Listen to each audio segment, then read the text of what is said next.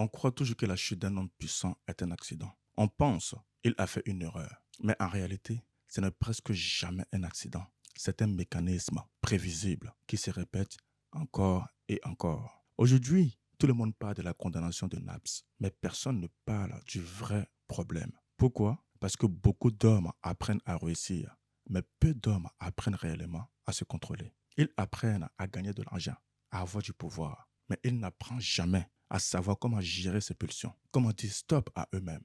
Et donc, quand ils deviennent très puissants, les faiblesses deviennent plus grandes. Et donc, un jour, ça explose. Dans cette vidéo, je ne veux pas commenter les faits. Je ne veux pas juger qui que ce soit. Mais je vais te parler du mécanisme psychologique qui se trouve derrière cette affaire. Parce que ce qu'on voit ici, c'est un schéma qui se répète depuis des décennies. Et quand un schéma se répète, ce n'est plus un accident.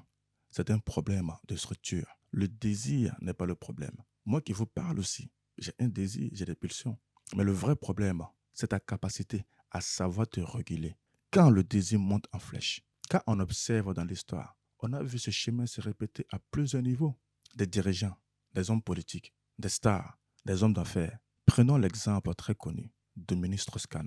Il avait une carrière influente, un pouvoir immense. Il pouvait être possiblement président de la République de la France. Ce qu'il a détruit, ce n'est pas le désir, c'est son incapacité à savoir comment contrôler ses pulsions. Entre nous, quel genre de femme ce monsieur ne pouvait pas avoir dans ce monde? Il pouvait tout avoir, mais il s'est quand même jeté sur cette femme de ménage. Bref, le procès ont dit qu'il est innocenté. Cette femme ne pouvait pas aller mentir devant la cour en disant que Dominique Strauss-Kahn lui a fait des avances. Qu'est-ce qui permet à un homme de savoir gérer ses pulsions? La réponse est tellement simple et elle se tient à deux mots. La maîtrise de soi. La maîtrise de soi, c'est la capacité à te regarder en face et te dire non. Mais regardons ce qui se passe lorsqu'il n'y a pas de maîtrise en soi. Et je te prends l'exemple de Mike Tyson, jeune, célèbre. Il avait tout pour lui. Argent illimité, mais aucune stabilité intérieure. Résultat, il a été en prison. Sa carrière a été brisée. Il a été ruiné jusqu'au bout. Vous imaginez une star mondiale comme Mike Tyson? Il était même obligé d'accepter un combat avec Jay Paul où il a porté un slip pour se faire humilier à la place publique. Bref, certains me diront qu'il a eu 20 millions. Mais oui, on parle d'un Mike Tyson qui était quelqu'un d'incroyablement célèbre et qui avait de l'argent. Au passage, si tu ne me connais pas, moi c'est Danny Koné, coach en communication relationnelle. J'aide les hommes en couple à devenir de meilleurs maris. Alors si cette thématique te parle, abonne-toi. Il y a un élément qui rend tout ça explosif. Là, je te parle de pouvoir. Quand on a le pouvoir, tout change. Parce que les gens nous admirent. Parce que les gens tolèrent certains comportements nocifs qu'on a. Quand tu as le pouvoir, tu te dis que tu es au-dessus des règles. Donc, tu peux faire ce que tu veux. Et c'est là que beaucoup de personnes tombent dans le piège. Et je te donne un exemple simple. Regarde ce qui s'est passé avec R. Kelly. Pendant des années, nous avons entendu des rumeurs sur l'accusation que R. Kelly faisait subir à certaines filles. Mais la célébrité, l'argent, le fun a fait qu'on camouflait tout ce qu'il faisait. Le système a fermé les yeux. L'État a fermé les yeux parce que c'était R. Kelly. Jusqu'au jour où la réalité l'a rattrapé. Mais la réalité l'a rattrapé pendant combien de temps? Il y a eu beaucoup de dégâts qui ont été faits. Et ce qui est frappant, c'est que c'est le même schéma qui se répète tout le temps. Prenons le cas de P. Diddy, le boss, le producteur incroyable qui passe dans tous les clips de ses protégés. Il faisait des dingueries. Mais personne n'en parlait parce que c'était P. Diddy. Et c'est toujours le même comportement. Absence de règles, pensant que cette personne est au-dessus de la loi. Et donc, elle fait ce qu'elle veut. Jusqu'au jour où la réalité le rattrape. Le pouvoir ne crée pas le problème. Le pouvoir enlève simplement les barrières de qui nous sommes réellement afin de le montrer aux yeux du monde. Et là, on arrive au vrai problème. Pas individuel, mais sociétal. Regarde comment on élève nos garçons. On dit à nos garçons, il faut que tu réussisses. Il faut que tu gagnes de l'argent. Il faut que tu domines. Mais qui apprend à nos garçons à comment gérer la frustration, à comment accepter le rejet? Parce que dans cette vie, beaucoup d'entre nous ont fait face au rejet.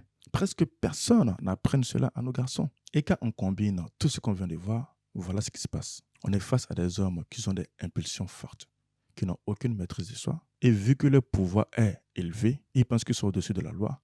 Qu'est-ce qui se passe? C'est la collision. Je pourrais t'en citer beaucoup de stars qui ont fait des dingueries. Prenons le cas des sportifs qui ont 20 ans et qui deviennent millionnaires. Ils n'ont aucune maturité. Et généralement, ce qu'on voit chez eux, on voit que parfois, d'autres deviennent accros. Et tu attends des scandales partout. Pourquoi? Parce que la puissance sans maturité est voué à l'échec. Et quand la maturité arrive après, parfois il est trop tard. Peut-être que tu te poses cette question. Qu'est-ce que la vraie force masculine?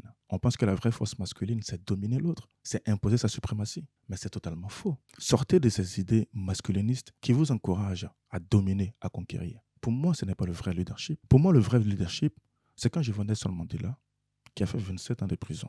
Et malgré ça, il pouvait se venger, mais il a prôné la paix. Pour moi, le vrai leadership, c'est l'amour, c'est le respect, c'est la maîtrise de soi. C'est être en capacité de porter les lunettes de l'autre pour comprendre réellement sa réalité. Et tant qu'on ne fait pas ça, on vit toujours une forme de guerre entre les hommes et les femmes. Le message que j'ai envie de te faire passer dans cette vidéo est que un homme dangereux, ce n'est pas celui qui a du désir, mais un homme dangereux, c'est celui qui n'arrive pas vraiment à se mettre des limites internes pour pouvoir gérer ses pulsions. Et c'est pareil pour le succès.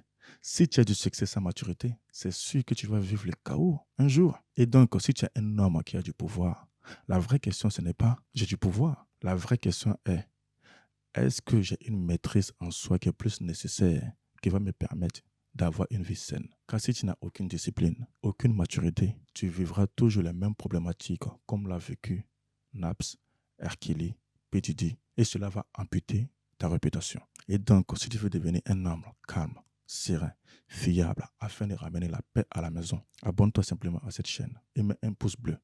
Et dis-moi en commentaire ce que tu en penses réellement de cette vidéo. J'aimerais savoir ton avis par rapport à ce que je viens de te dire. Prends soin de toi.